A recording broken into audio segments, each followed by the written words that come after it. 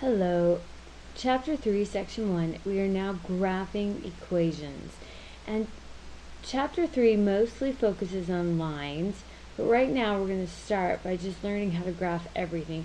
And they just give you a taste of it, and then we focus on circles, parabolas, absolute value.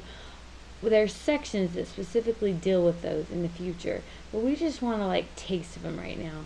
So to start out with, we need to be familiar with the xy plane or the Cartesian plane. And on that, the horizontal axis is called the x-axis and the vertical axis is called the y-axis. The very center right here is called the origin. And that's whenever they refer to the origin, they're talking about that point right in the middle.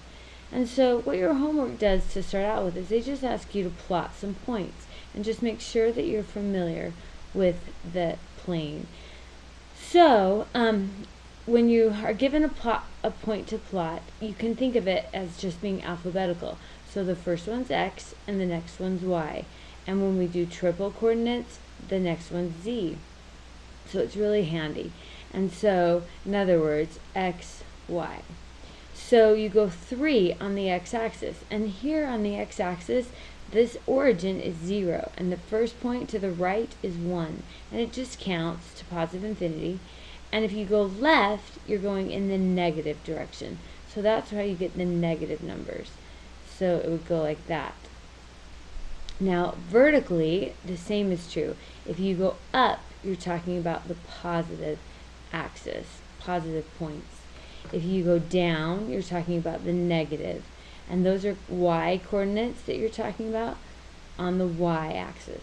So if they ask you to plot 3, 2, you just count on the x-axis because 3 is in the x value spot. 1, 2, 3 on the x-axis. Then from there you go negative 2 on the y-axis. So down 1, 2. So that puts us right there. That is the point over 3, down 2. And they just have you do that for a few points. Let's do one that might be on an axis. How about that one? So now the x value is 0, so you go 0 right or left, but from there you're going to go 3 vertical. 1, 2, 3 up. So that right there would be your point over 0, up 3. And they just have you plot some points.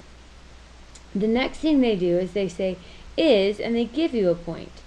Is this point a solution of this line? Now, when you're telling them if it's a solution, what you're telling them is this point on this line? And we'll be graphing lines a lot in this chapter, but right now we just want to know if this point is on this line. So to do that, we just have to sub in the values. We know the first one is x and the second one is y. So I come over here, my y value, I'll put in the 3, and then my x value, I'll put in the negative 2. And so we'll see if that's true or false. And I get 3 equals positive 4 plus 7. So 3 equals 3. So you can see, I'm sorry, 3 equals 11. You can see that that is not true. And in my head, I was thinking this was negative 4 for some reason. And if it were negative 4, then 3 would equal 3, and it would be true. But this is not true, so our answer is no.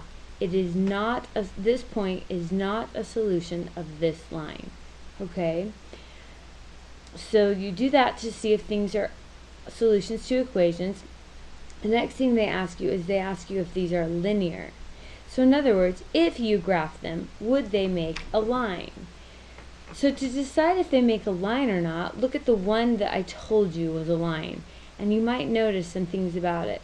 In that equation, there are no exponents on the variables. So you don't see any y squareds, x squareds, y cubes, x cubed.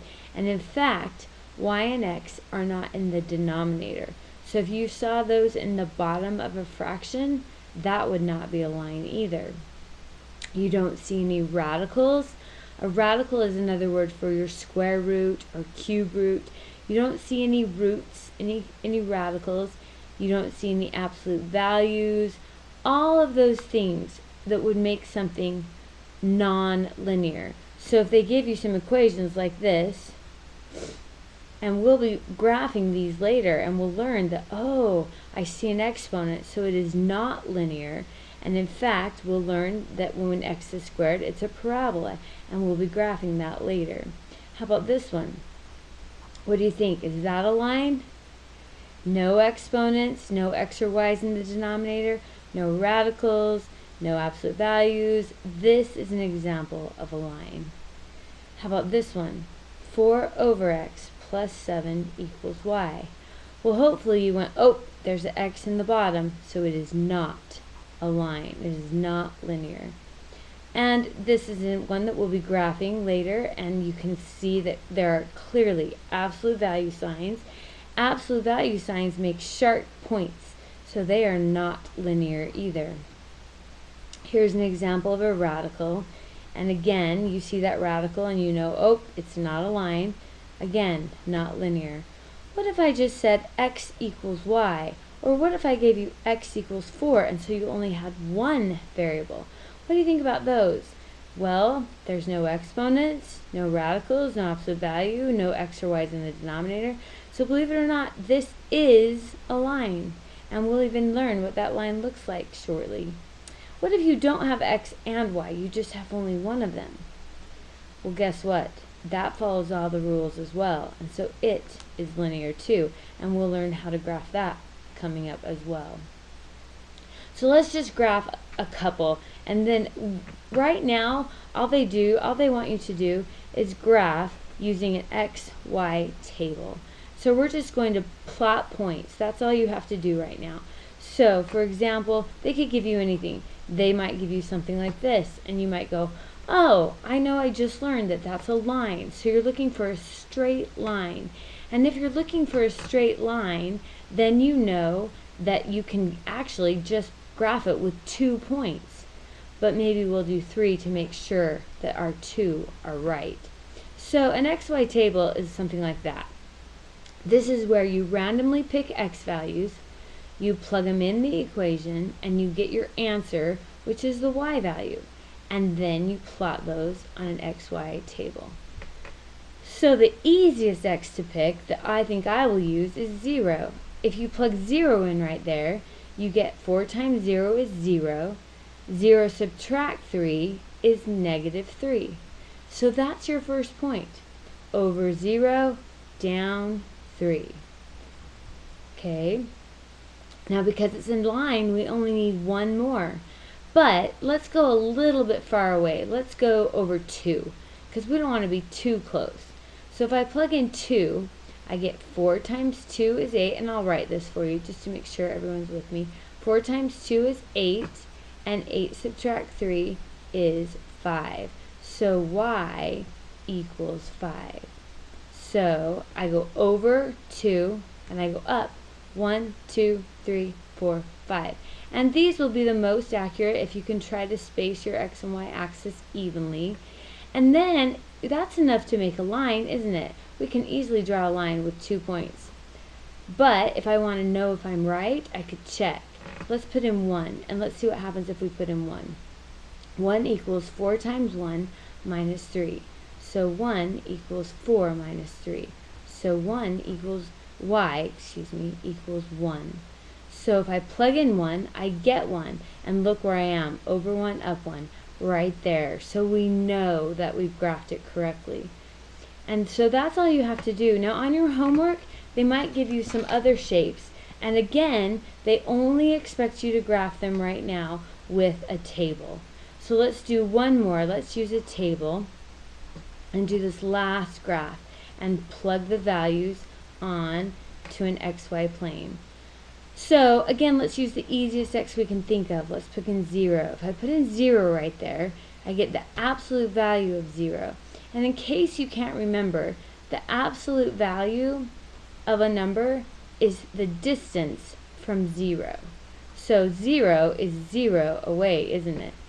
So I know that the absolute value of 0 is 0, and 0 plus 1 is 1.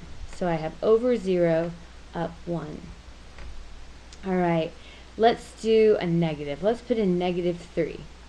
So if I take the absolute value of negative 3, I'm thinking, how far away if I looked on a number line and here's 0 and here is -3, what is the distance from 0? Well, the distance from 0 is 3. So the absolute value of -3 is 3. And 3 plus 1 is 4. So if I go -3 on the x-axis, then I go +1, 2, 3, 4 on the y-axis. Now, I should tell you that this is not a line. We know because we see the absolute value signs that we're not dealing with a line. And coming up later, we'll graph them in a whole section, and we should learn the shape of it. But for now, we don't know the shape. So let's see what happens if we go over here. Let's just put in 1 to see where we are. So if I take the absolute value of 1, I get 1, and 1 plus 1 is 2. So over 1, up 2. Oh, look, we're coming back up. Let's try 2. If I put in 2, the absolute value of 2 is 2. 2 plus 1 is 3. So over 2, up 1, 2, 3. And you might be able to tell the shape. Maybe let's do one more negative to just make sure. Let's put in -2. If I put in -2, once again I take the absolute value of -2, and I know that it is 2 away from 0. So I now have 2 plus 1 is 3. So I'm going to go -2 on the x and +1, 2, 3 on the y. And you might be able to see the shape. The shape of any time you see an absolute value, we are talking about a V. Now the V could be wide or it could be skinny. It could be upside down. It can be all kinds of V's, but anytime you see an absolute value, you're looking for a graph of a V. And that's what they want you to do. They just want you to plot points and get an idea of what these different equations, graphs, look like. And especially, they want you to spend some time plotting lines. And we'll learn better ways to graph lines, but for now, they just want you to plot points. Good luck on 3.1.